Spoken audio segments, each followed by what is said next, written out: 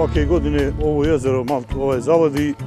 Na ovo jezero dolazim skoro svaki dan. Veliki sam zaljubljenik ribolova i ne može me omesti ni ovakav duboki snijeg ni led.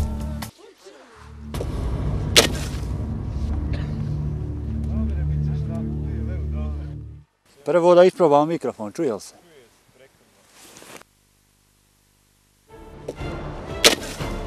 Ovo jezero nije samo za ribolov.